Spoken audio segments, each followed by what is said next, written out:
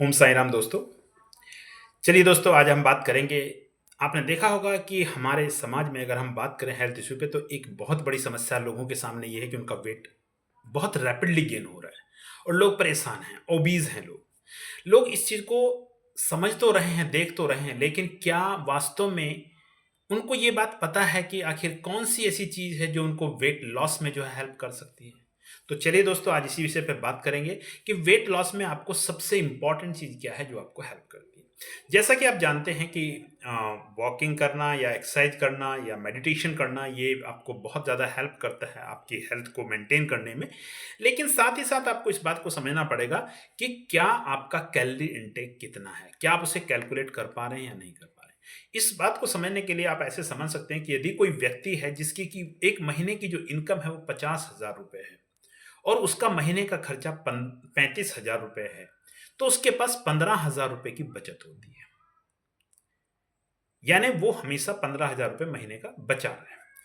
और अगर वही व्यक्ति जिसकी 50,000 रुपए इनकम है और उसका खर्चा जो है 70,000 रुपए, तो उसे 20,000 रुपए का हमेशा जो है कहीं न कहीं से एडजस्टमेंट करना पड़ेगा, कहीं से जो है उधार लेना पड़ेगा। सेम कंडीशन हमारी बॉडी के साथ होती है।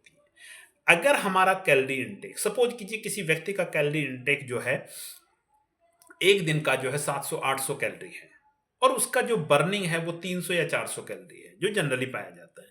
तो आप समझ के देखिएगा, 300-400 कैलोरी उसके पास हमेशा प्लस रहेगी, जो उसकी जो है बॉडी वेट को गेन कर रही होगी। और वो ज़रूरी नहीं है कि वो बॉडी वेट को ही गेन कर रही हो, लेकिन वो आपकी बॉडी के फैट को भी गेन कर रही होती है। और कई बार तो ऐसा होता है, आपने देखा होगा, जब एक ओबीज़ व्यक्ति होता है, बहुत फैटी व्यक्ति होता है, आपको पता चलता है कि यार उसको हार्ट अटैक आ गया, तो आपको लगता है कि अरे यार, उसको तो आना ही था, क्योंकि वो तो बहुत मोटा था, फटने को तैयार हो रहा था। हमने उसको, सबने समझाया उसको।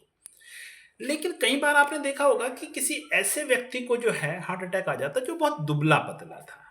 आप कहते हैं यार, उसको कैसे आ गया? वो तो बहुत पतला था, वो तो बहुत दुबला-पतला था, उसका वज़न तो मुश्किल से 40 35-40 किलो रहा होगा।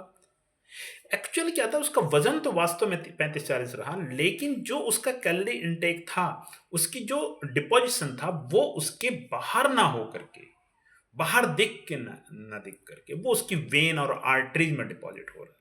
और जब आर्टरीज और वेन में वो जाकर के डिपॉजिट हो रहा है, तो क्या होगा कि वो उनको ब्लॉकेज करेगा, और ब्लॉकेज करेगा तो ब्लॉकेज करने से तय मानिए कि उसको हार्ट अटैक आने के चांसेस हो जाते हैं। तो इस बात का आप ध्यान रखिए। बहुत इंपॉर्टेंट बात मैं आपसे कर रहा हूँ, बहुत छोटी छोटी बातें बता रहा हूँ, कोई ऐसी बड़ी बात नहीं बता रहा। मैं कोई डॉक्टर की पूरी थेसिस आपको नहीं पढ़ा रहा, एमबीबीएस नहीं करा रहा हूँ।